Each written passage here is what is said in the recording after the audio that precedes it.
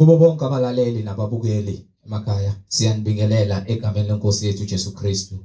Kwibandla lenkosi uJesu Kristu umusa nokuthula nobuhlakani kini okuvela kuNkulunkulu uBaba wethu nasenkosini uJesu Kristu.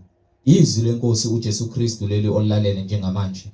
Izwi lenkosi uJesu Kristu lapho sishumayela khona, sifundise, siphinde sihlolisise imibhalo engcwele ngokwentando kaNkulunkulu kwindodana yakhe uJesu Kristu oyinkosi nomsindisi empilweni zethu. Sizocela kubo bonke abantu abalalele njengamanje ukuthi sonke sibe namaBhayibheli ukuze sonke sizofunda kanye sibe nokuqonda njengoba sihlolisisa imibhalo engcwele nanjengoba sifundiswa sishunyayezwa ukufinyelela eqinisweni elindlela neqiniso nokuphila izwi lenkosi uJesu Kristu. Kulabo abalalele emva kokulalela abafuna ukubhabhadiswa egameni lika Jesu Kristu, nalabo abanemibuzo mayelana neBhayibheli, nalabo abanofakazi uJesu Kristu oyinkosi nomsindisi esekunikeza ubufakazi ukuba ubuthule kuzo zonke izindlebe ezimisele ukuza ekulungeni nasemgcweleni ngobufakazi bakho ukuba nixhumane nathi kule mniningwane esizoyishiya njengamanje. Ngizoqala nge-email address ethi izwilenkosi.ujesukristu@gmail.com, izwilenkosi.ujesukristu@gmail.com. No my cell phone number, no my WhatsApp number la uzokwazi ukuxhumana nathi khona ethi 066 566 9245, 066 566 9245.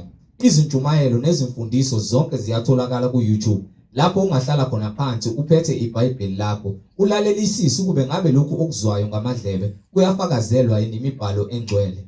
Ku-YouTube uzosearcha uthi izwi lenkosi uJesu Kristu. Ungakhohlwa ukusubscribe, ungakhohlwa futhi nokupressa i-notification button ukuze ngaso sonke isikhathi uzoyithola izimfundiso ezisiholela ebungcweleni nakwinhlanzeko nasekulungeni okunguKristu Jesu oyinkosi nomsindisi ngaso sonke isikhathi mazifakwa zishunyayezwa.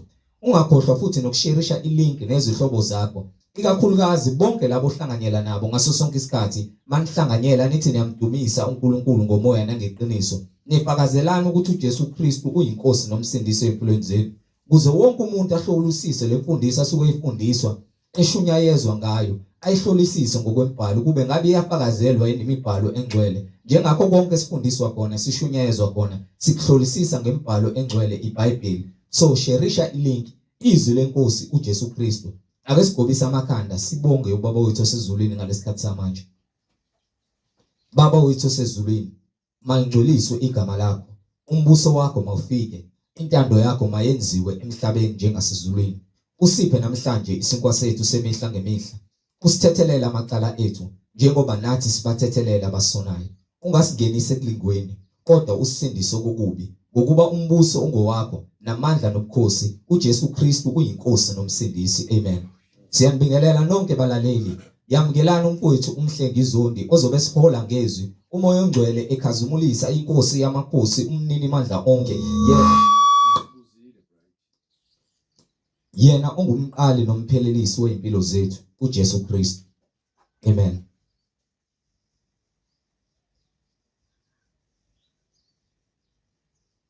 Ufake kwintambo yegitara ufakanga kwintambo ye-microphone.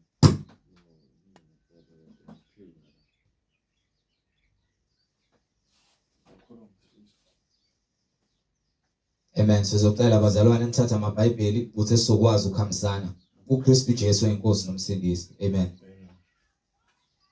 Amen. Siyanibingelela abazalwane egameni lenkosi uJesu Kristu, umnini mandla onke, inkosi yokuphila. Siloke sithule bona ubufakazi ngalo iBhayibheli ukuthi yinye inkosi, yinye inkolo, omunye umbhaphathiso egameni lika Jesu Kristu. Okungaye konke kukhona, okubonakalayo nokungabonakali, lesikuzwa ngendaba kungamandla kaNkulunkulu egameni lika Jesu Kristu. Siyambonga uNkulunkulu ngethuba asinika lona njengamanje, lelokuvuka ekseni, lelokuthi sisanemphefumulo kule nyama esikuyona. Umusa kaNkulunkulu sengakithi. Amen. Amen. Sifanele ukumbonga ukuba yena amandla akhe abonakaliswa ebuthakathakeni. Njengamanje sidinga umoya oyingcwele ukuba wehlele kithi. Laba sebenawo bacele ukuba umoya oyingcwele ahlale nabo. Abaluse, abasingathe, abaholele kulona lonke iqiniso nokududuzeka kukho konke esidlula kukho. Kungamandla kaNkulunkulu ukuphila kwethu. Sifanele ukuzibika kuye ngakho konke esikwenzayo nesiyikho. Siyambonga uNkulunkulu ngabaprofethi nabapostoli bakhe abangcwele abagcwalisa konke uNkulunkulu ayekubekile kubo ngokuthembeka nangokuzinikela phezu kwazo zonke izinhlupheko abadlula kuzona. Ungebona ukuhlakanipha kwabo kepha kungumusa kaNkulunkulu esenzele thina abantu ngabanye abantu phakathi kwethu ukuthi silizwe izwi lakhe. Ingakho incwadi ithi uma namhlanje silizwa izwi lakhe singaqinelwa amakhanda, singaqinelwa inhliziyo, singaqinelwa imimoya, kepha sivule amadlebe sibe nokuqonda, sivule amehlo sibe nokubona ngokamoya, sivule izinhliziyo zethu samukele izwi sibe yimhlabathi ovundile ozothatha imbewu ukhiphe isihlahla nezithelo zakhona zikhiqize zibe ningi. Njengokusho kwembali ukuba sifanele ukuba inhlabathi evundile ithi meyiwa imbewu iwele kithi kuphume izithelo ngeningi. Niyazi bazalwane ukuthi akekho umuntu owazi usuku lwakhe lokufa, akekho futhi owazi usuku lakhe lokugula ukuthi lizoba nini. Konke kwenzeka ngesikhathi uNkulunkulu avume ngaso. Onginika incwadi yaseKorinte esahluko 5, incwadi yesibili sahluko 5 kusukela nje kuverse 1 ukuze sikhumbuzane lokho kubalekile kubona bonke abantu abakholwayo izwi likaNkulunkulu nalabo abasafuna ukukholwa nalabo abasalwela ukuthi beze uNkulunkulu. Khuleka sizokhulekisa sikuthwale umoya kaNkulunkulu nomusa wakhe wehlele kuwo upheleliswe emngcweleni uphulukiswe kukho konke ubumnyama namandla kaSathane azama ukubamba ngawo abantwana bakaNkulunkulu abadaliwe bakhiwa ngecebo likaNkulunkulu.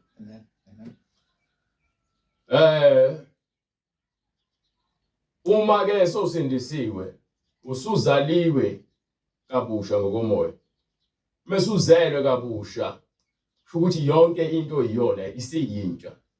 Qala ke ngengqondo yakho ngeke uzalwe kabusha ungazange uze uthole izwi nevangeli lika Jesu Kristu njengokuba eliphimisela elinika abafundi bakhe nabapostoli bakhe ukuba basilobele ubufakazi bamazwi akhe kulabo abafuna ukuhamba lendlela ngokuqonda nangokukholwa nangokuzinikela.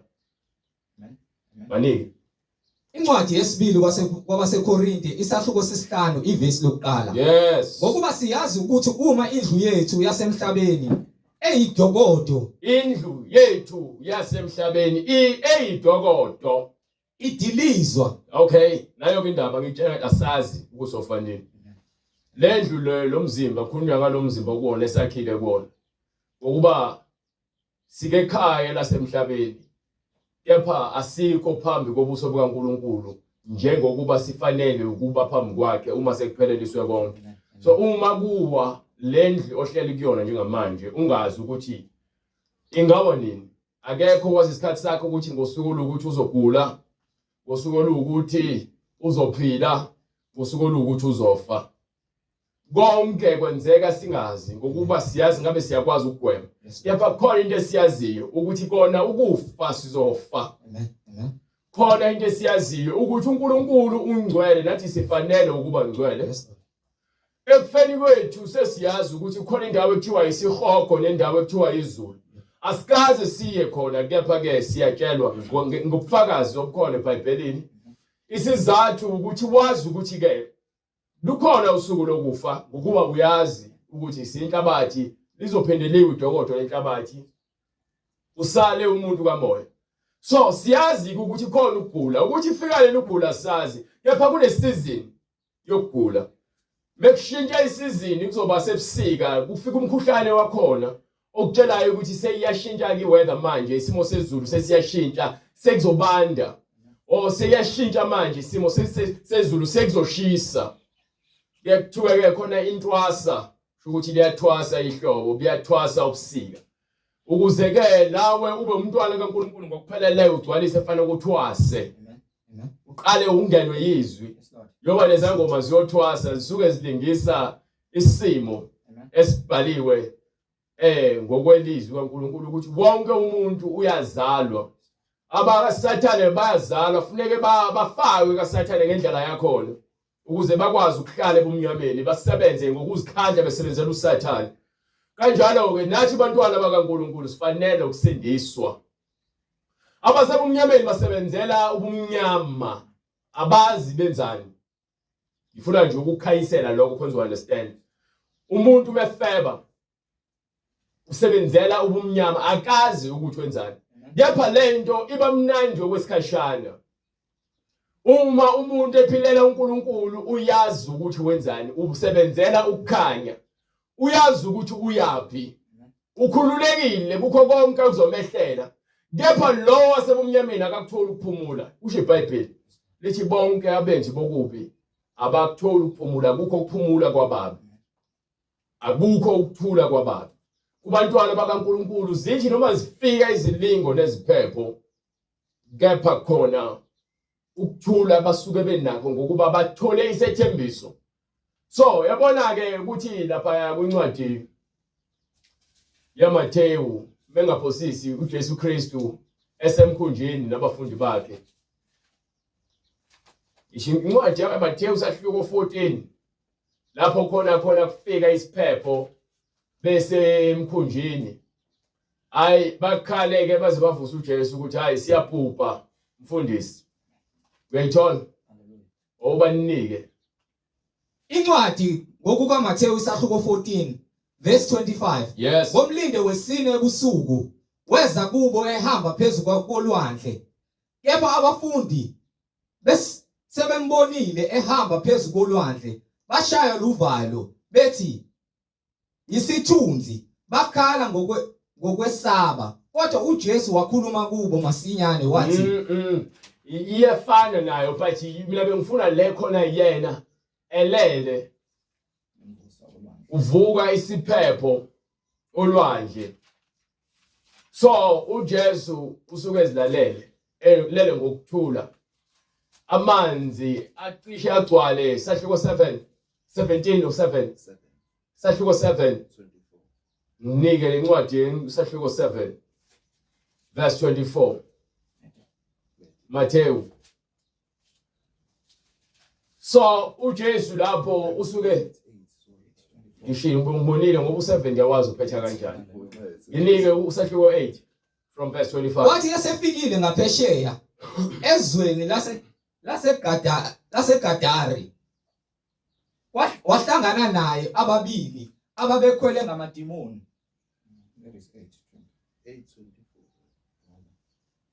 ukhona 24 la bheka kwavuka isiphepho esikhulu olwandle umkhumbi waze wagujuzelwa ngamasa kepha yena wayelele basondela bamvusa bathi Nkosi sisindise safa wayesethi kubo nesabani nina bokukholwa okuncane na yabona umehluko phakathi kokuba noNkulunkulu kuwena nokungabi naye akufani umuntu onoNkulunkulu njengoJesu esikhombisa ukuthi uma unoNkulunkulu awusabi uzathi uDavide lapha kwincwadi yamaHebheru sahluko 13 verse 7 to 8 lento ngifuna ukuyiveza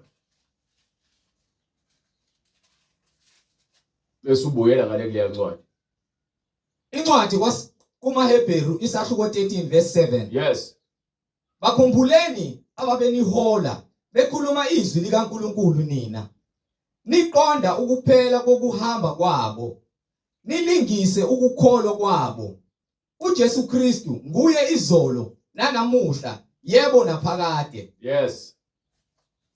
Buya. I mean qhubeka awuqedi. Nibaduduzi. Ningadukiswa izifundiso eziyizinhlobonhlobo ezingaziwayo. Ngokuba kuhle ukuba inhliziyo iqiniswe ngomusa kungabi ngokudla.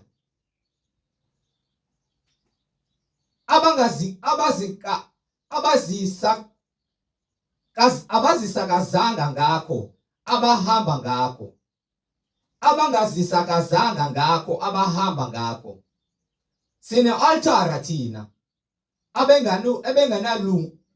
abanganalungelo lokudla kulo abakhonza eTabernacle ngokuba izidumbu zalezo zilwane ezigazi labo lingeniswa kumpristi. Angazi inkinga. Ngokuba izidumbu zalezo zilwane ezigazi lazo zingeniswa ngumpristi omkhulu endaweni engcwele ngenxa yezono zishiswa ngaphandle kwenkamu. Awuqala verse 5 uya ku6. Ukwenza kwenu makungabi ngokukufisa imali yaneliswani ngeninakho ngokuba yena ushilo wathi angisoze ngakuyeka angisoze ngakushiya. Ukuze ngisho ngesibindi ngithi okay uthi angisoze ngakuyeka phinde ngakushiya. Bese aphinde kwesibili ukuze ngikwazi ngisho ngesibindi ukuthi inkosi ingumsizi wami. Yes. Angiyukwesaba. So ile nto ngifuna ukuyiveza noma ngihambe ngaphambili ngokweverse kepha ke Bright kumele sikhulekele nomoya. Angikuthandi. Lokho engikuvezayo ngikuveza kalento le yokuthi uunderstand ukuthi umuntu onoNkulunkulu njobethi umsindisi uNkulunkulu ngumsindisi wami angiyukwesaba.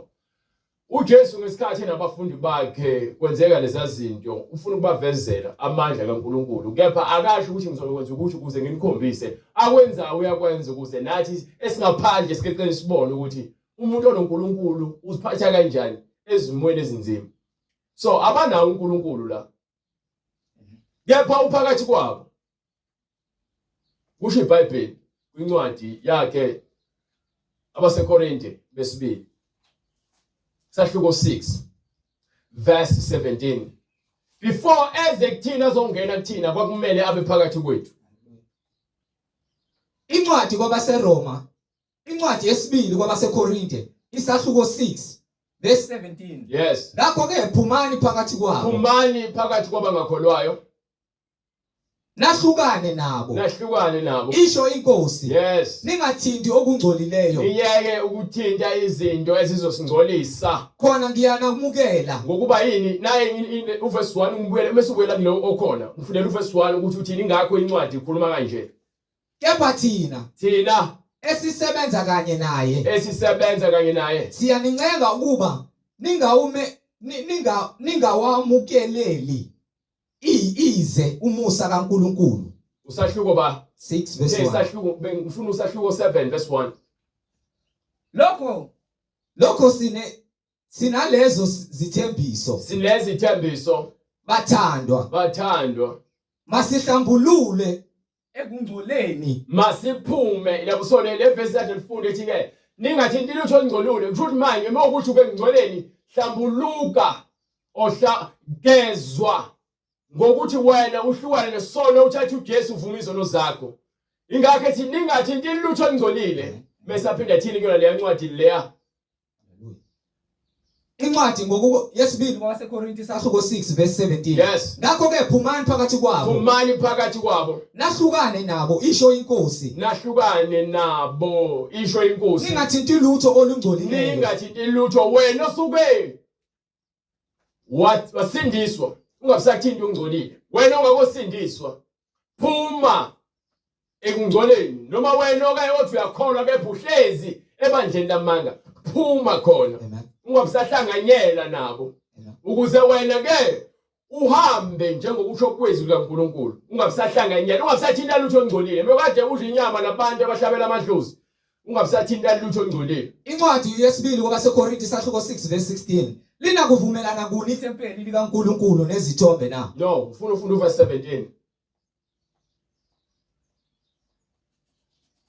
Ngakho ke phumani phakathi kwabo nihlukane nabo isho inkosi ningathinti olungcolileyo khona ngiya kunamukela Yes. ngibe nguyihlo kini Yes. nina nibe ngamadodana namadodakazi kimi Mhm. isho inkosi uSomandla. Qhubeka. Verse 7 incwadi yesibili kwabaseKorinti isahluko 7 verse 1 No, othi ngeke. Naye bengifuna wona. Wena nje uyafunda, wena phela obonayo. lina kuvumelana kuni ithempeli? No, angifuna le, yabona ngishoyo mina ukuthi ngifuna le ubonje ububuzile ungikhombisile wena. Incwadi yesibili kwabaseKorinti isahluko 6 verse 16 Yes. ngiya kuhlala phakathi kwabo. So ilento ebengifuna, right? Yabo nje umoya ngiyakukhulekela kufuna ngempela ube khona. Because into engiyikhulumayo wena ufune kuyizwe. Ungayifuniseli. Uma uyizwa le nto yokusiza ukuthi mina nawe mengikhuluma into uyazi ukuthi ngithini, uzohambe kuyona njengoba ngisho uma ukuthi uyayazi, uma uyazi uzongitshela. Ngoba manje masifunda suke senzela ukuthi isambule. Angikwazi ukubhajwa incwadi le bengizoveza something. Bengihamba nawe mina incwadi angiyiphethe. So uma kuthi iverse angilitholanga wena uphambi kwencwadi simoya munye ngifuna wena lo ncwadi ufike uyifunde. Amen. Lokho kuyosiza ngoba umoya esikhulekelayo umoya wobunye ukuthi sibe mqondo munye singathi yahamba engathi mina ngigadile ukuthi mina ngifuna ufunde kanjani mesimoya munye umoya ingcwele ufuna kakhona hayi umhleli. So lo moya lo njengoba ngikhuluma le nto ngikhuluma noma ngabe ubani othi uma ufuna ukuhamba ngezinto zikamoya ufuneka lazi izwi kaNkuluNkulu mesimoya munye ngokuthi uma ngikhuluma ngento umqondo wakho umoya engcwele uyavula umqondo wakho ukuthi le ncwadi noma lezi likanje. Hayi mina umsebenzi wami ukushumayela mengibizile incwadi ukuthi wena siyamsana ngokamoya wena uzoba kumoya hayi kumina. Mina umsebenzi wami ukuthi ngikhulume mengiyitela incwadi uzonginika. So ibona umoya lo engikukhulekelayo nengucelayo because nalomoya wokufunda ngokuqonda izinto ziqondakala ngoba manje lo moya wamalimi nonkankaza ngize ngicela ukuzifundela ngiyithandi lo nto leyo. Angiyithandi lo nto ayikho right. Ngiya kuhlala phakathi kwabo. So uJesu ngeke ngithi ngithi mina wayenabo ubaba wephakathi kwabo ngoJesu. Lapha kule ncwadi yaMathewu sahluko 8. So ngiveza lento ukuthi akekho enokungcwele ngaleso sikhathi. Ingakho besaba. Kepha njengoba ethi ngale kuJakobe kwincwadi yabaHebheru sahluko 13 verse 6 uthi ke singafisi izinto saneliswe lokho esinako ukuze sisho ngesibindi sithi ukuze sikwazi ukukhuluma ngesibindi sithi inkosi ingumsizi wami. Inkosi ingumsizi. So uma inkosi ingumsizi wakho uyazi ukuthi wena ayikho into ongayisaba. Angiyo kwesaba umuntu angangenzani na. Ayikho into ongayisaba ngoba uyazi ukuthi uNkulunkulu nawe. So mase sibuyela ngale yiwa ngithi ke labantu bayasaba uJesu uyabakhetha ninokholo oluncane ngoba uma singakokholwa njengoba ngithi mina umuntu ophila ebumnyameni noma ngabe uyisidako noma ngabe uyisifebe noma ngabe umqambe imanga noma ngabe uyamumbulali ngisho umbulali uyakusaba ukufa. Ngoba methu uyazi ukuthi uzofa uyabaleka noma kufika impi eyibona uyabaleka. So akekho umuntu ongakusaba ukufa. Kepha lo waziyo ukuthi yena ukuphila kwakhe kusezandleni zikaNkuluNkulu akanandaba nokuphila kwasemhlabeni ukuthi angenza izinto ngoba nake satshiswa ukuthi ke hayi uma kwenza lokho uzofa vele ngizofa egcineni. Kepha angeke ngithi ngoba nako ngisabisa ngokufa bese ngithi mina hayi ngizokwenza lokho njengoba nje kuthiwa abantu abajovele i-coronavirus bebesatshiswa ukuthi bazofa. Abantu abaningi bayakusaba ukufa bebegijima bayojova bayogomela ukuthi bangafi. Abanye bafe khona bejovile. Ngokuba ukuphila kwakhe akukho ezandleni zakho kusezandleni zikaNkuluNkulu. uJesu ngesikhathi ephile phakathi kwabantu uNkulunkulu phakathi kwabantu. So ngesikhathi esesiphambanweni ethi baba nginikela umphefumulo wami ezandleni zakho ukuthi impilo yomuntu ayikho ezandleni zakhe ezandleni zikaNkulunkulu. Into esidila nayo la ukuthi izwi likaNkulunkulu silizwe silenze silazi. Ngaleyo ndlela kuzoba khona ukuthi ekhambeni kwethu singabi nokwesaba sisatshiswe izinto. Abapostoli besano Jesu esaphakathi kwabo babe nokusaba bonke. Bonke babe nokusaba. uPetru ke uyelovelayo kakhulu. Ngoba uPetru ufika athi ke kuJesu bese ekhulume naye ukuthi ke uzohamba eJerusalem ayofa. Esande kubuya babe lontuzana kule ncwadi le ya incwadi isahluko incwadi kaMathewu sahluko 17 lapho khona uJesu eze lapho khona ilontuzana eyilo umuntu wenamadimoni. So uthi uJesu ke ubabuyisela ecela abathethu uzohamba eyofa eJerusalem. Uthi uPetru ke ngiyanqaba ukuthi lokho kwenzeke kuwena. uJesu uthi Sathane ebuyele emva kwami ukuba ukhuluma izinto ongaziqondi. So emva kwalokho aphinde futhi uPetru avele lapha seqeda ukudliwa athi ke uJesu ke ngizokhashela. Ngizohamba ngizofa manje. Athi uPetru ke noma ngabe kuthiwa kanjani nami ngizofa nawe. uJesu batshela ukuthi bese ngizofa noma sengifa nina nizobaleka. Uthi uPetru ngizoba nawe kuze kube sekufeni. uJesu uyamtshela ukuthi ke wena uzongiphika kathathu bese kukhala iqhude. Bese kufika isikhathi sokuthi uJesu ahanjwe athathwe ayiswe kwendlini yabapristi abakhulu. uPetru lapho bayambuza ukuthi hey athi ungehambi noJesu uyaphika uPetru. Athi cha. Athi engahambi naye aphinde athi akamazi lo muntu yena. Esalokusaba.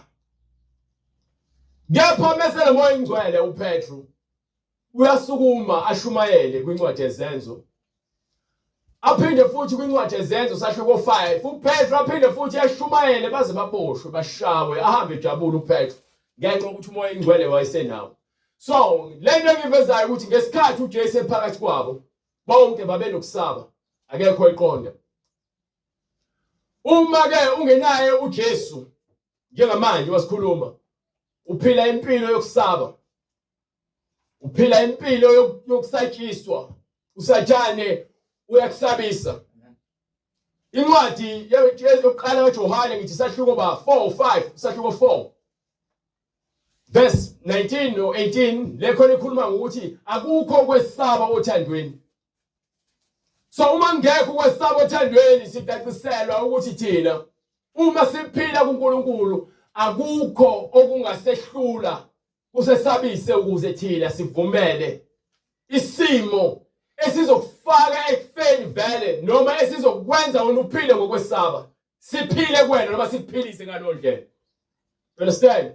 Ngoba yini wena awusaziphileli wena lesikhathi uziphilela wena bowesaba ubuqamba amanga ukuze uzisindise ubuntshontsha ukuze uziphilise ububulala ukuze kuphile wena ubunomona uphinga ubunesikhwele ngentombi yakho ubufeba nayo ungazethembi ngoba uzazi impilo ephilayo ukuthi usikhohlakala. So ucawunayo labanye abantu awuphila nabo babe izikhohlakala njengawe.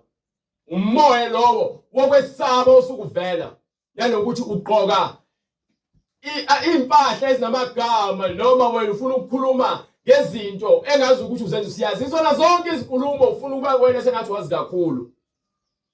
Ngoba yini uma ubona ngathi awazi ubona ngathi yeye ulahlekelwa ama point. Impilo leyo yokwesaba. Ubuzilungisa izinwele ngoba usaba ukuthi bathi umumbi. Ubufaka upende ebusweni. Ufaka izinzipho, ufaka amabhluku angiphintshayo. Yini ubusaba? Ubunikela umzimba wakho ebafanele ukuthi bakulale ukuze wena uzothola lento efunayo ngoba usabani indlala. Hambe ufuna umuthi neziwasho uchele noma ufuna umsebenzi ngenxa ukuthi wena usaba indlala. So uthando lukaNkulunkulu ke luthi noma ngabe kuthiwa lezinto ziyenzeka lapha kwincwadi yaMaroma sahluko 8 iyakuveza lokho. Ithi ayikho into engasehlukanisa nothando lukaNkulunkulu. Sahluko 8 ngithi xa ngabo verse 34 verse 35 36 iveza lento ukuthi uma sihamba noNkulunkulu ayikho into engamelana nawe. Yezo lento leyo. Kubani ozasihlukanisa nothando lukaKristu na? So into ekumele sibe nayo thina uthando lukaNkulunkulu. Noma ukuhlupheka sibe nokunqoba isitha ngokuthanda uNkulunkulu. Noma ukubandezeka Ngokuba ekhambeni kwethu asizihambeli ngokuqonda kwethu. Ngokuba akekho umuntu ozihambela ngokuqonda kwakhe. it's either wena uholwa usathane noma uholwa uJesu. Zu-2 izindlela. Ayikho phakathi nendawo. Kunjengendalo, umuntu wesilisa nomuntu wesifazane. Lothi yena uyindoda aphinde alale namanye amadoda aphinde alale nomuntu wesifazane. Lo muntu lowo udidisekile ekhanda lakhe, udukile, akazazi, bathi une confusion. uNkulunkulu akabhali izinto ezubuyeluyana. Izwi lakhe liqondile. Uma thina sithi sifuna ukuphila kufanele size kuyena ngokuqonda ngokuba yena uyindlela yethu yokuphila. So, ezintweni zonke ezenzakalayo njengoba sikhuluma ngalento sithi sifanele ukuthi sihlambuluke.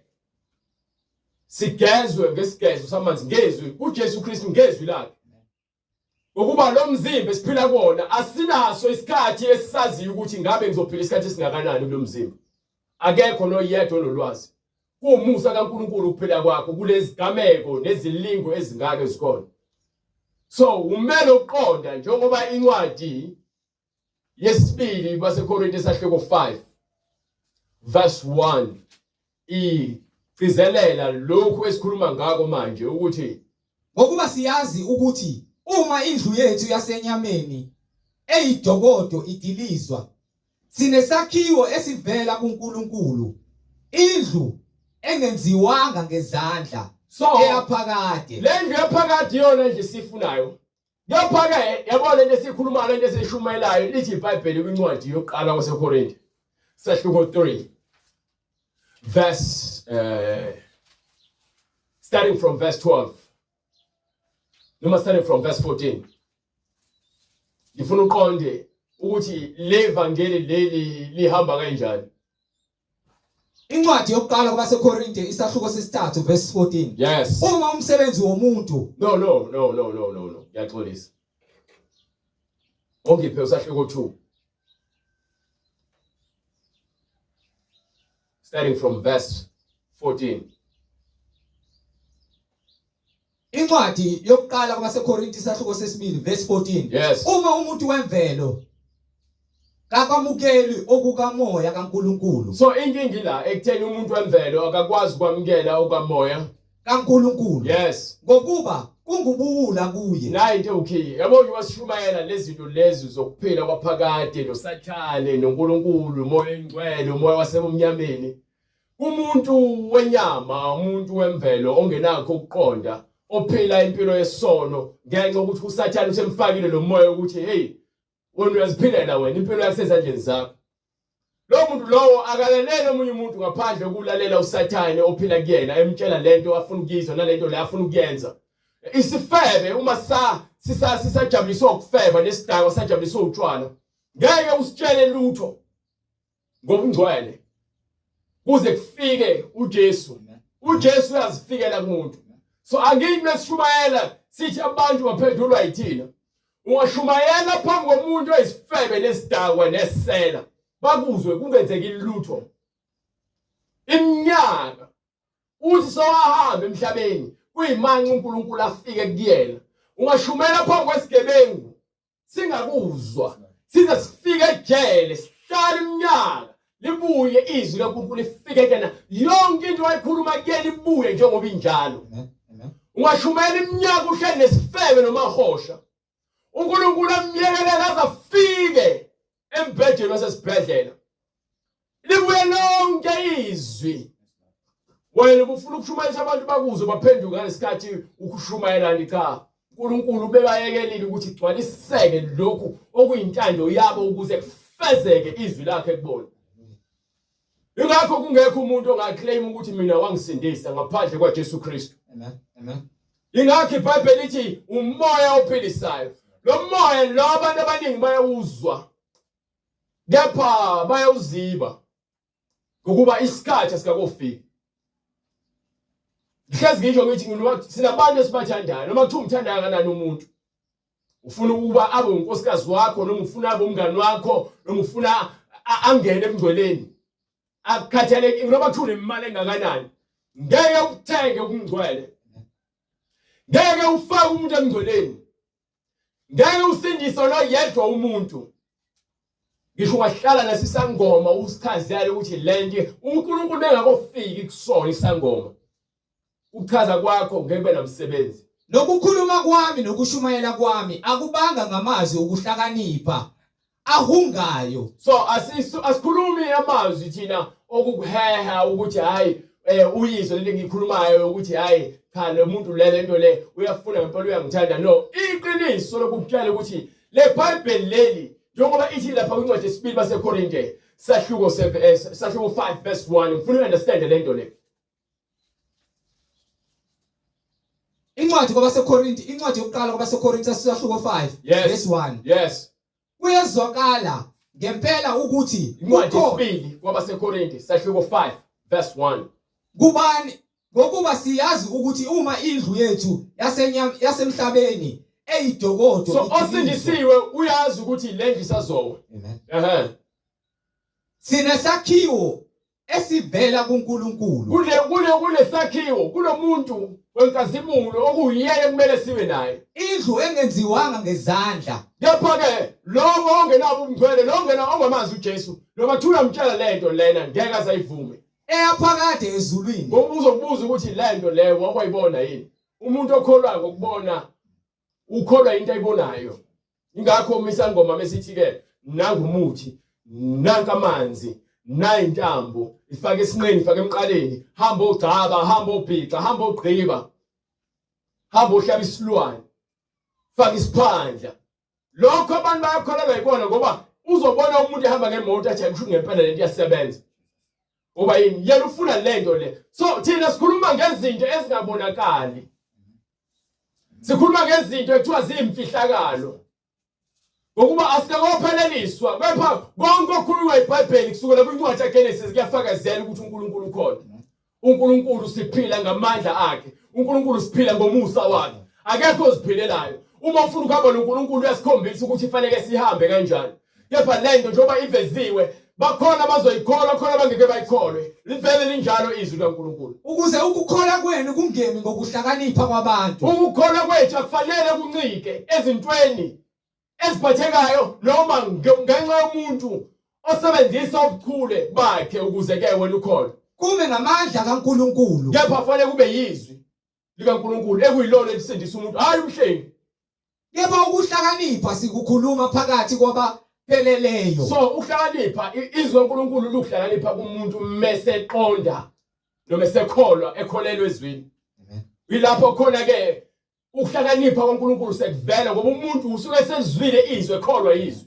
Ukuhlakanipha kambe ongesikho okwalesi sikhathi. So akubona ukuhlakanipha kwalemhlabeni nokwababusi balesi sikhathi nabantu abaniholayo nabathi ke bavoteleni bafuna ukunibusa emsebenzini abafuna ukuniholela bafuna ukulenza imisebenzi enzima bafuna ukulenzisa izinto ngokuthanda kwabo. Ukuhlakanipha kwasenyameni lawo umuntu mele usathane kuyena wenza izinto ngobuqili njalo yonke into ofanele isebenzele yena kuphela. Omunye umuntu uyazenzisa njengathi kunendaba naye kunencwadi futhi eveza lonto kwincwadi yaEcclesiasticus lapho khona kuthiwa uqaphele ukusondela nabantu abayizikhulu nabantu abayizicebi ngokuba ukudinga mekudingela ukuthi akusebenzise.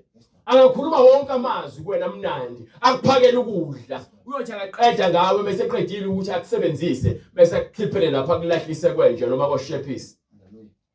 Yini inhliziyo yomuntu oyiqili uyisebenzela yena kuphela umona wakhe. Omunye umuntu akanandaba naye. Kepha bedinga usizo kulomuntu angahleka kuvelele omhlathi angenza noma ngabe yini ukuze awine noma athole inzuzo yenhliziyo yakhe azuze inhliziyo yakhe njengaba abantu bepolitiki. Yabona maqedwe ukuvotwa ke celebrate akujatshule ukuthi nya yona bese kusondele isikhathi sokuvota bayongena imjondolo door to door behambe befuna ukubukwa begqoka izikipa zepolitiki baklile bageza izalukwazi bahambe shutha ngamavideo. Lo nto leyo bayenzela bona ukuthi bazuze. Uyathi bese qedile sekhohliwe sekushaya ngothuli medlula ngemoto. Wena usubuyele emjondolo wakho. Unesikhundla niyathanda izikhundla. Umuntu omntwana kaNkulunkulu osindisiwe asikiswe ngosukuthi yagijimela izikhundla zepolitiki bekuthi ngeke ashumayele nje ivangeli lapha ya. Mohambe lapha kwepolitiki ngeke bakuthathe ngoba ngeke bakuthathe ngeke. ngeke uNkosikazi uJesu Kristu inkosi. Yes Lord.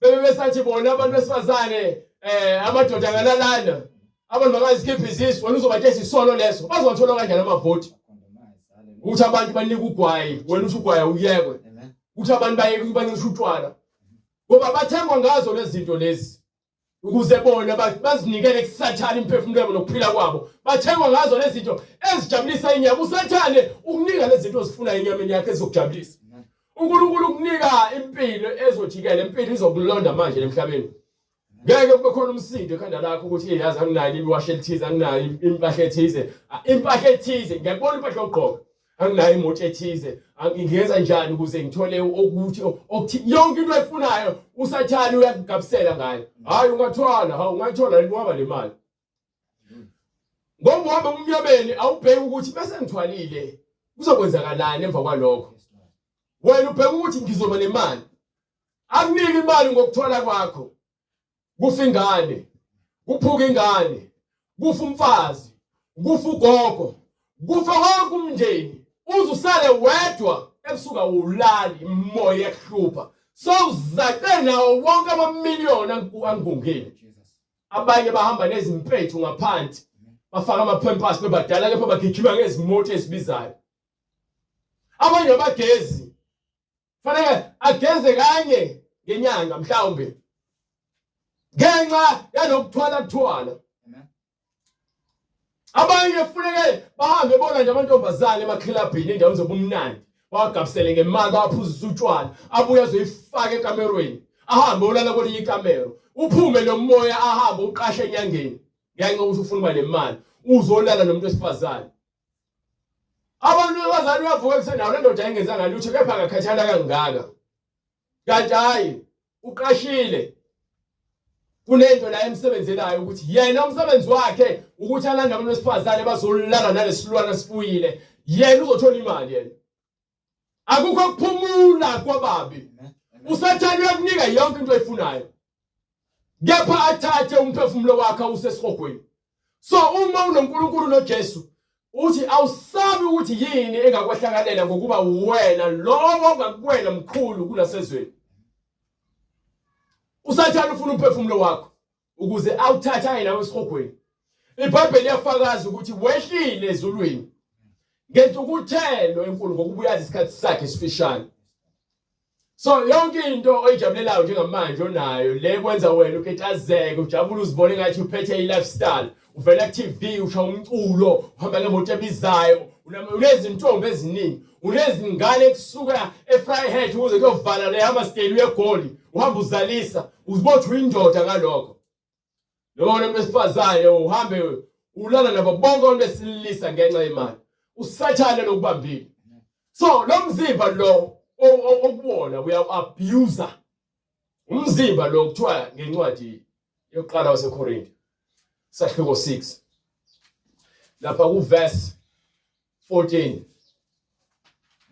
to 15 to 18 Incwadi yokuqala kwabaseKorinte sahluko 6 verse 14 yes kepha uNkulunkulu wayivusa inkosi nathi uyakusivusa nangamandla akhe yes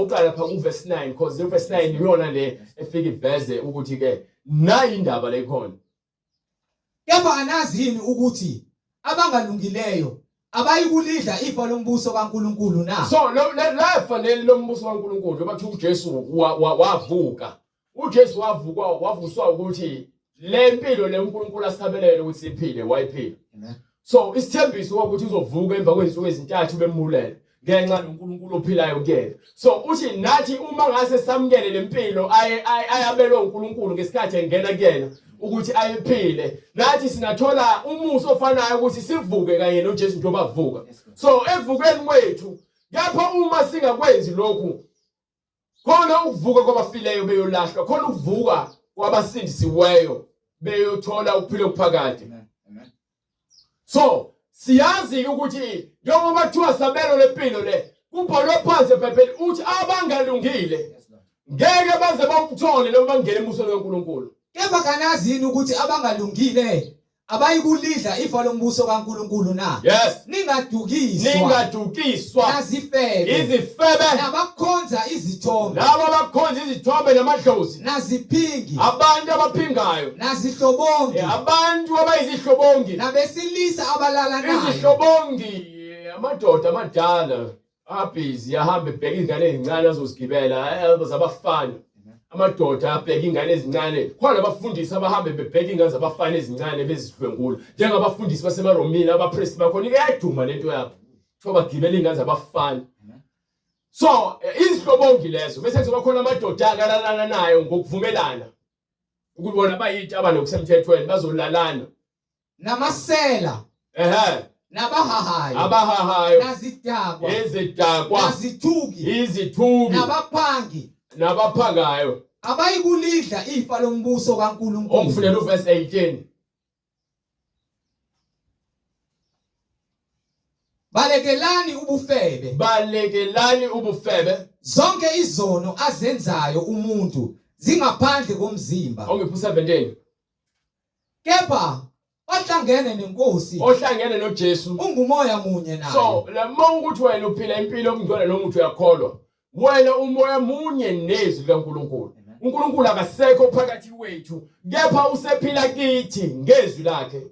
Incwadi yokuqala kwabaseKorinti sahluko sesithathu verse 16 anazini ukuthi niyithempeli likaNkuluNkulu. Understand ukuthi umzimba wakho uNkulunkulu wakhela ukuthi ahlale kuwona nokuthi umoya kaNkuluNkulu uhlala kini na. Yes. Uma umuntu echitha ithempeli likaNkuluNkulu uNkulunkulu uyakumchitha yena. So uma wena wenza isono ngalomzimba lo onikiwe ithempeli akulona indaba ukuthi indlu lephele yakhiwe lapho nihlangana khona ngokuba ithempeli likaNkuluNkulu lingcwele. Kepha manje indawo lomzimba lo uNkulunkulu afune kube yikhona le khona ezophila khona ngoba ile khona ezokwazi ukuthi ke akhombise amandla akhe kuwena Lingcwele. So ufanele ukuphila impilo engcwele wena. Niyilo ke nina. So singaba ithempeli kaNkulunkulu noma siyithempeli kaNkulunkulu ngokuba siphila njengokusho kwemibhalo. Makungabikho ozikhohlisayo.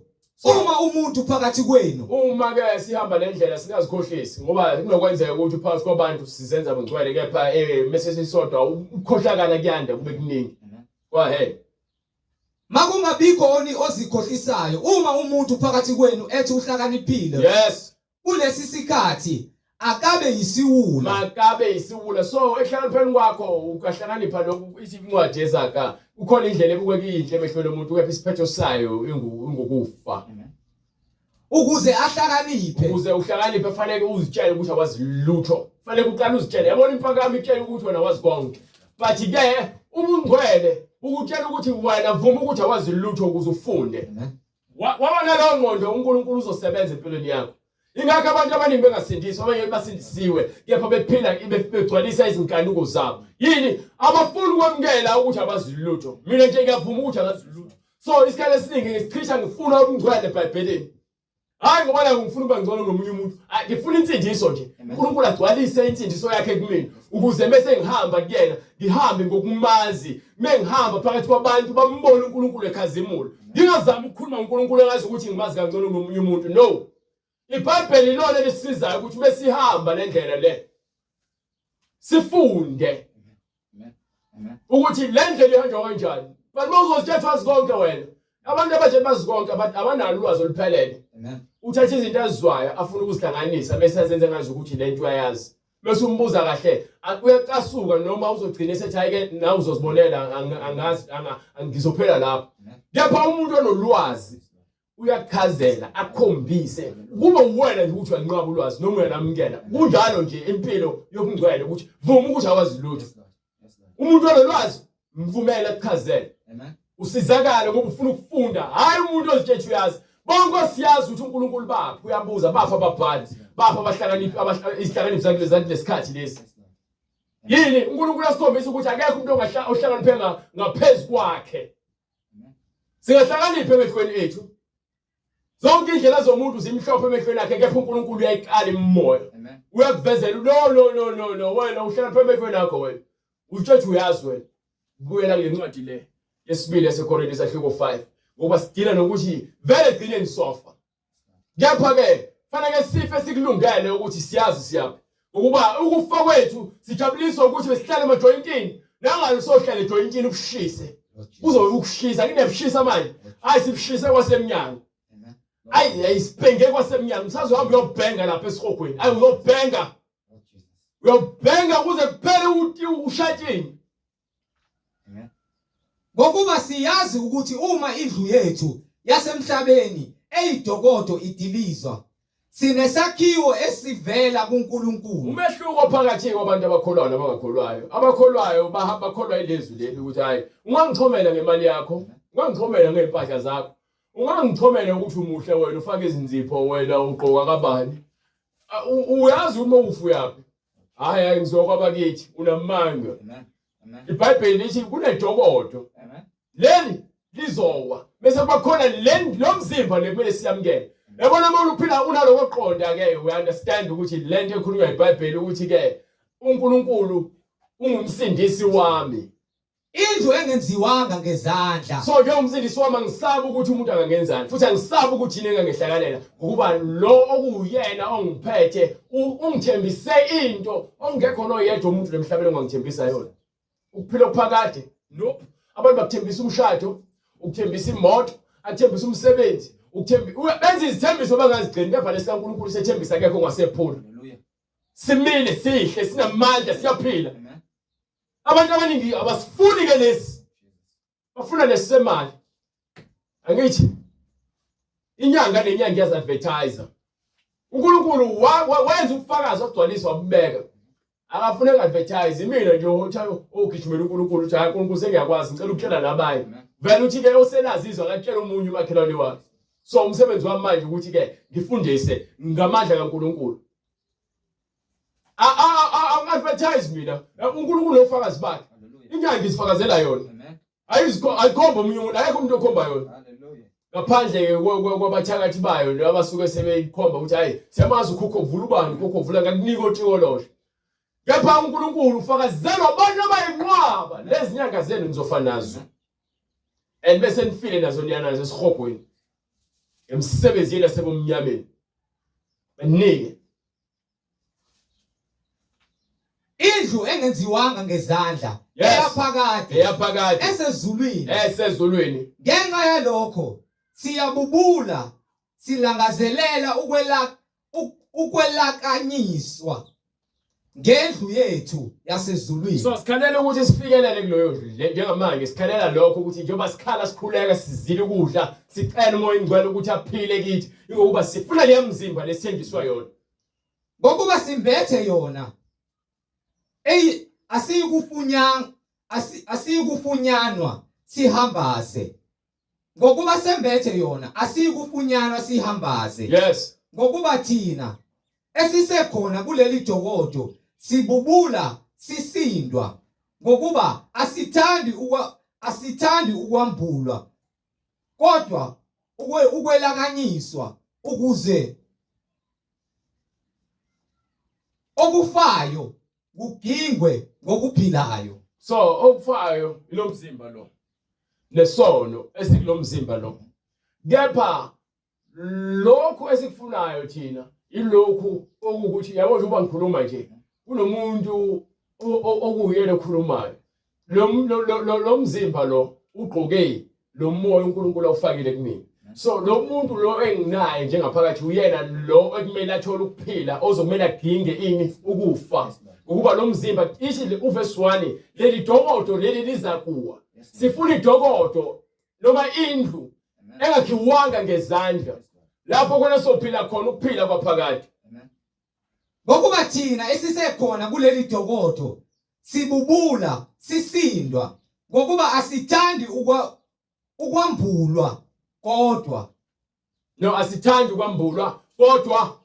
Asithandi ukwambulwa kodwa ukwelakanyiswa ukuze ukwelakanyiswa kwembathiswa.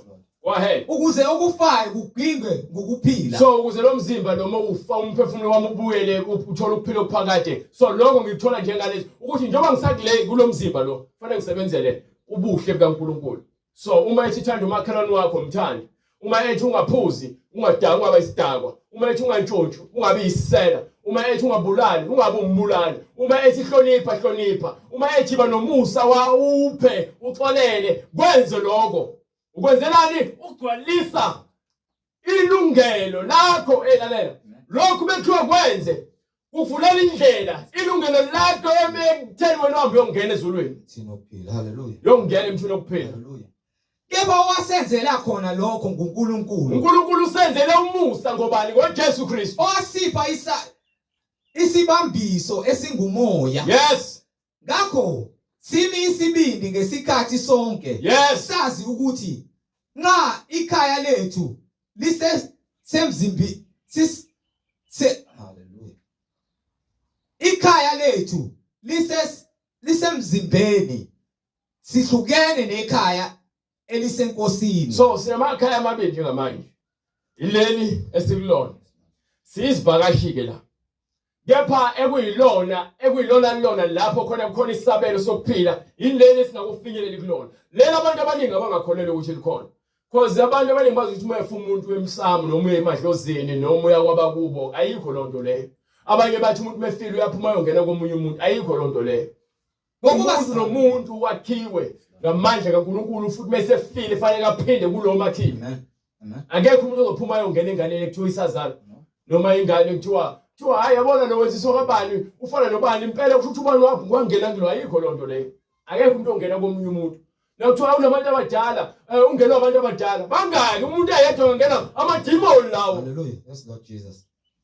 Ngokuba sihamba umubeli emadalini wena amadimoni awusavela akhishwa kuyena. Yes Lord. Yes Lord. Umuntu lo ehleli lapha eduze kwamathuna wena amadimoni ayinkulungwane ayehleli kuyena.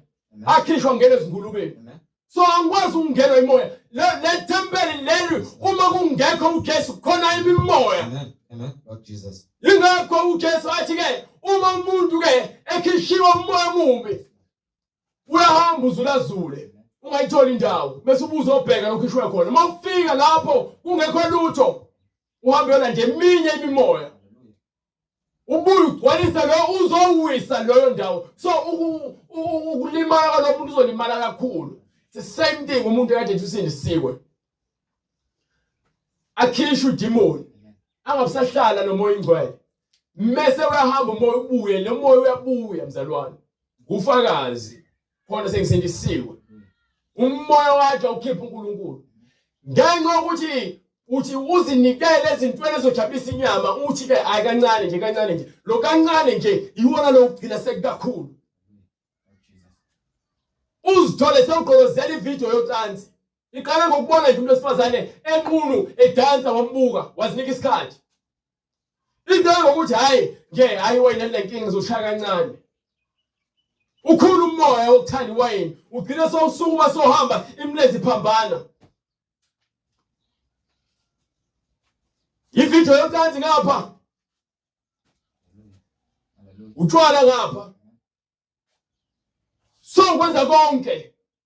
Sekuyaba ngelinye isuku sowudakiwe, sowengena, soyibuka, sowushaya indlwabu. Yini lo moya ungenile wakhula kwena. Ulokuthi nje kancane lokucabanga umuntu wesifazane enqunu kancane. Hayi ngoni. uJesu uthi ke uma umuntu wesifazane umlangazelela sowonile. Hallelujah.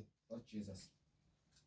So umzalwane akasizakali ngokulimala komunye umzalwane. Umzalwane akamhleke komunye umzalwane. Kepha uyamkhulekisa.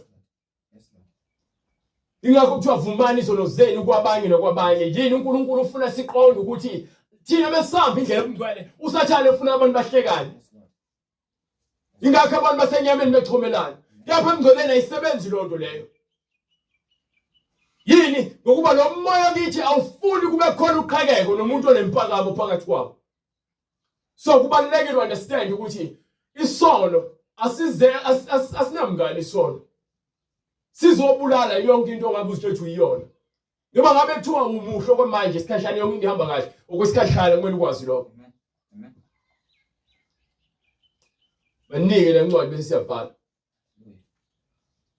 Ngokuba sihamba ngokukholwa. Sihamba ngokukholwa. Asihambi ngokubona. Asihambi ngokuyizona lonto leyo. Umehluko phakathi komuntu okholwayo nongakholwa. Ohamba lokholwayo uhamba ngokukholwa.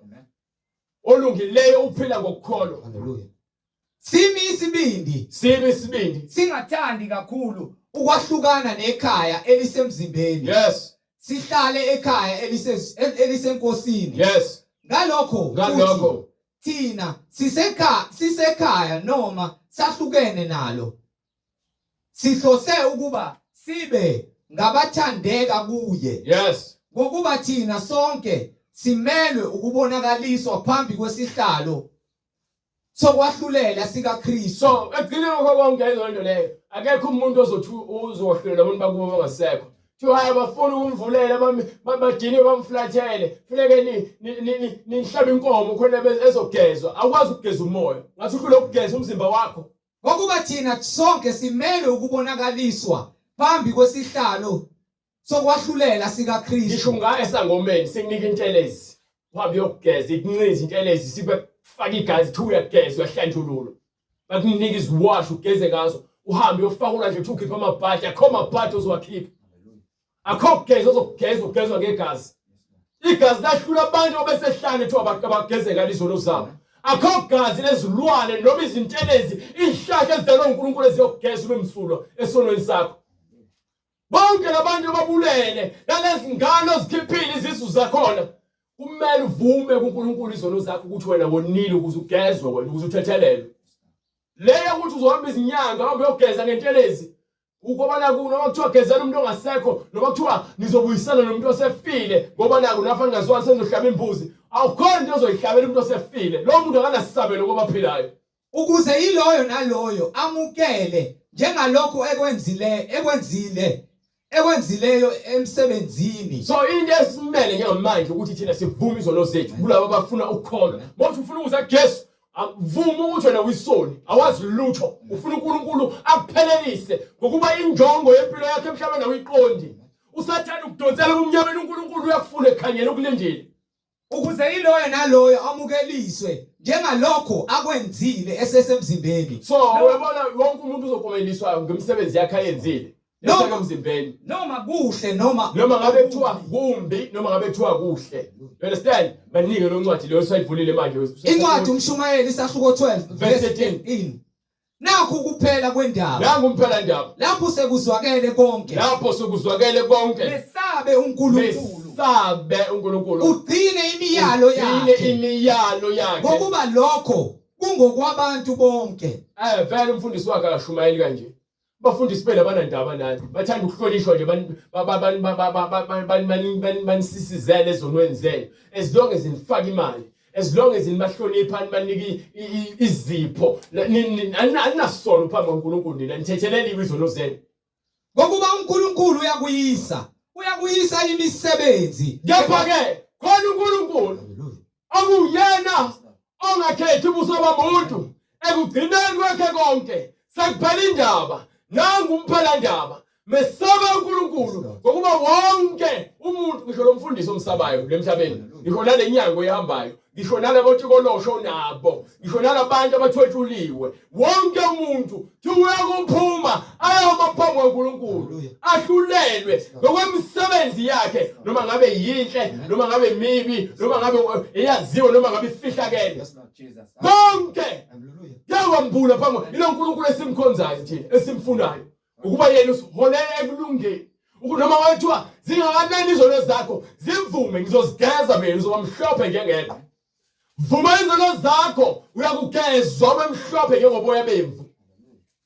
Uma nje uvuma ukuthi wena uyisona awazi lutho ufuna uNkulunkulu asebenze inhliziyo yakho uyothi bese usindisiwe bese sithi ke lo ncwadi leyo sahluko incwadi yesibili yaseKorinti sahluko 5 from verse 15 to 17 18 wafela bonke wafela thina sonke ukuze abaphilayo bangabe besaziphilela bona. So asisaziphileli uma sowukuKristu uKristu ukufele wavuka ukuze nawe uma uza kuyena uzofa lo muntu wesono bese kuzovuka lo muntu osamukele uKristu wonke umuntu ozentsindisweni uvuke ngoKristu. Haleluya. Kodwa baphilele yena obafelayo. So manje akusekho ozoziphilela bese phila impilo emngcwele wonke umuntu usephilela abanye uJesu Kristu. Haleluya. Ngoba yini awusaziphileli wena awusaziphileli umuntu oziphilelayo usayibhebela usayifebela usaqamba amanga usabhizi loke ebuka ama movie lapha usabhizi usaloke ehleli lapha yaqamba amanga usabhizi uhamba isangoma uyaziphilela ukuphila kwakhe ukubeka ezandleni zakhe kepha lowo osephila kuKristu useyisidalwa esisha. Amen. Amen. Wafela bonke ukuze abaphilayo bangabe besaziphilela bona baphilele yena baphilele yena wabafelayo wabuye wavuka njalo thina asisayikwazi umuntu ngokwenyama so asazi lutho nje okwasenyameni ngokuba besimazi uKristu ngokwenyama nokho manje asisamazi manje akekho futhi enhlabathini futhi akekho emsamo akekho olwandle wakhushulwa wahlangabezwa ifu usezulwini uyabuya futhi ubuya ngalo ifu yazi lonto uyenza ngamafu wonke amehlo azombona ngambona sengimbone twice ibuso bakhe kulokwa vela ngifu engakanani ifu liyavela twice ubuso bakhe ngeke uzukwazi ukubona kepha yenza ngamafu go ahead. Kanjalo uma umuntu ekuKristu so nakanjalo ke uma umuntu esekuKristu uyisidalo esisha okwakuqala kudlule bonke bekade kwenza eziphilela yena usekuyekile bheka sekuvele okusha so manje uzalwe kabusha wena kepha konke kuvela kuNkulunkulu so uzalwe kanjani uzalwe kabusha uzalwe ngoNkulunkulu wena manje sowuphilela uNkulunkulu wena manje sowuphila ngoKristu owenza ukuba sibuyisane naye ngoKristu yes wasinika inkonzo yokubuyisana nayo inkonzo yokubuyisana izwi leNkulunkulu ilona lesibuyisela kubani kuNkulunkulu ngobani ngoJesu Kristu go ahead ngokuba uNkulunkulu ekuKristu wenza ukuba izwe wayenza ukuthi izwe njengoba yabona ekuKristu njengoba emhlabeni ephakathi kwabantu wayenza ngawo lo mzimba esebenza ukuthi nayi indlela engifunayo so uma ufuna ukubuyisana bizani legama leli likwenze konke ngikufunayo wagcwalisa konke so ngegama likaJesu glory to God glory to Jesus siyasindiswa ngegama likaJesu sikwazi ukukhuluma noNkulunkulu singazange senze imisebenzi eminingi ngokuphenduka ngokuvuma ngenhliziyo ukuthi mina uNkulunkulu wena uyinkosi yami kuphela uJesu Kristu uyakuguqa phambi kwakhe uvume ukuthi uyinkosi. Haleluya. Ngokuba uNkulunkulu ekuKristu wenza ukuba izwe libuyisane naye engababaleli iziphambeko zabo so iziphambeko zethu ziyayekwa uma sivume izono zethu ebeka kithi izwi lokubuyisana izwi kuphela into oyidingayo awudinge iziwasho awudinge manzi awudinge izintambo awudinge zimbuzi awudinge lutho ngaphandle kwezwi ngakho singamanxusa kaKristu ngokungathi uNkulunkulu unxusa ngathi yes siyanincenga so lo msebenzi esumngabona ukuthi siqashiwe singamalunga manje sesimemezela levangeli siyanincenga nale nisahamba ngokwenkanuko zenu siyanincenga esikhundleni sikaKristu sithi buyisanani noNkulunkulu uzani ebungcweleni ongazanga isono yayizo lonto uNkulunkulu ongazanga isono wamenza isono ngenxa yethu ongasazanga isono uJesu Kristu akasazanga isono kepha wamenza ongasazanga isono wamenza isono ngenxa yethu yes ukuze kuyena senziwe sibe ngokulunga kukaNkulunkulu so ukholo lwakho luphelele isono ngokuthi uhambe kuJesu kuphela ayikho enye indlela ukuhamba nje kuJesu ukuze wena ufuna ukufana noJesu landela izwi likaJesu ufuna ukuza kuNkulunkulu uwoza kuJesu ufuna ukukhuluma noNkulunkulu ubiza uJesu yonke into ofuna ukuyenza emgcoleni qala kuJesu uJesu uyena ukuthi uyasinxusela konke sikwenza egameni lakhe understand nika incwadi yezenzo 2:38 kulabo abafuna ukuhamba noJesu abafuna ukuhamba lempilo le yokungcwele njengokusho kwembhalo utheni uPetro Pendukani iloyo naloyo apaphathise egameni likaJesu Kristu yes kukho ukuthethelela kwezono zenu yes khona niyakwamukeliswa isiphiwo sikamoya oyingcwele ngokuba isithembiso ngesenu nesabantwana bethu esabo bonke abakude bonke inkosi uNkulunkulu wethu eyakubabiza wafakaza wanezelela nangamanye amazwi wabathini zisindiseni kulesizukulwane esiphambene somzalwane othandekileyo nalowo othandwe izwi kaNkulunkulu uma sofuna ukuzisindisa izwi kaNkulunkulu selifikile endaweni ube sowusithinta kule mniningwane oyibonayo uNkulunkulu uzoyenza indlela sifinyelele wena uzongena emanzini ugezwe izono zakho ungena emanzini nje kuwuphawu lokuthi uyavuma ukuthi ugezwe uyavuma ukuthi uJesu Kristu uyinkosi so uma uJesu esingena emanzini uyangena ngoba uvuma izwi lakhe ukuthi liphelile awugezwe izono uma ungena emanzini ugezwa nje uphawu lokuvuma ukuthi unempeza yakho uyawugeza ukuthi wena ufuna ukuba msulu ufuna ukuphila impilo emgcwele understand hayi uma ungena phansi kwamanzi sithi hayi usuclean usugeziwe izono zakho no usengaphindi yosenze isono so uma sewabhabhathisa ukuthi uzohlezi ubhabhathiswa njalo ugezwe izono no sono nje usivuma kanye ungena emanzini ungena kanye ngoba bese uphuma usuyisidalwe esisha so bese uhamba impilo omgcwele wena so uzele kabusha ngokomoya hayi ngokwamanzi ngakho abalamukelayo izwi lakhe babhabhadiswa so uma wamukela izwi ufanele ubhabhadiswa njengendlela yokuvuma ukuthi wena uJesu Kristu uyinkosi uyavuma ukuthi ageze ngesigezo samanzi nangezwi kwanezelwa ngalowo muhla abantu kungathi izinkulungwane ezintathu baqinisela njalo esifundisweni samapostoli nasekuhlanganyeleni nasekukhulekweni nasekuhlephuleni isinkwa so lokho esimele sikwenze bese uhamba uJesu angazini abahleli babhoreka abantu bese bengenile emgcweleni qale futhi umuntu ahudula izinyawo manje usebukhumbula emuva eGibhithe manje ngiyakhumbula ukukhumba noanyanisi ngikhumbula ofishi ngikhumbula ubheya wami we ugwayi wami omadoda ubuke babhema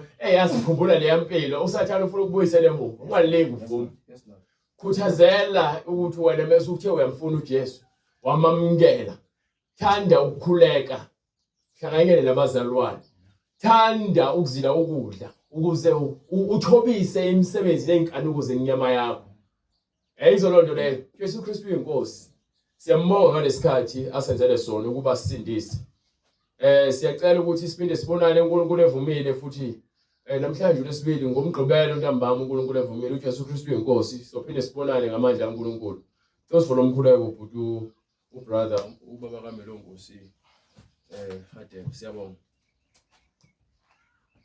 uNkulunkulu namandla Jesu Kristu waseNazaretha siyabonga Thixo wamazulu uNkulunkulu namandla ukuba usasigcinile usasivikelile siyacela uNkulunkulu namandla Jehova ngicela ukuba uvuselele uthando uNkulunkulu uvuselele injabulo uNkulunkulu yensindiso yethu njengomkhuleko kaDavide siyacela uNkulunkulu namandla usivuselele ikhathi zonke usenze uNkulunkulu mdali wezulu nomhlaba singalithathi uNkulunkulu izwi lakho elisindisa imiphefumulo yethu silithathe for granted silijwayele uNkulunkulu namandla kepha Jehova ingcwele sihlezi silwa uNkulunkulu impi uNkulunkulu mdali wezulu nomhlaba engayona yenyama uNkulunkulu namandla usenze sihlezi sikhuleka uNkulunkulu sipraise igama lakho Jehova ingcwele sikubonga ikhathi zonke uNkulunkulu ngoba liyasho izwi lakho uNkulunkulu kuba lokhu kuwumnikelo uNkulunkulu eyamukelekile ekuthokozisayo siyacela uNkulunkulu kuba usenze uNkulunkulu sihlezi siphakamisa izandla ezingcwele uNkulunkulu namandla Jehova ingcwele sidumisa wena Jesu Kristu waseNazaretha khiphe lonke uhlobo lamagrudge uNkulunkulu khiphe lonke uhlobo uNkulunkulu longaxolelani uhlobo lwenzondo lonke uNkulunkulu yonke imoya kaSathane Jehova ingcwele enhlizweni zethu kepha usenze siphile impilo yokungcwele ngokweqiniso uNkulunkulu namandla usenze sithobelane uNkulunkulu ungabi khona oyiphakamisayo noyibona ingcono kepha uNkulunkulu sonke Jehova ingcwele siba ama-servants to each other Jehova ingcwele uNkulunkulu namandla siyacela konke lokho egameni lenkosi yethu Jesu Kristu kuze kube phakade amen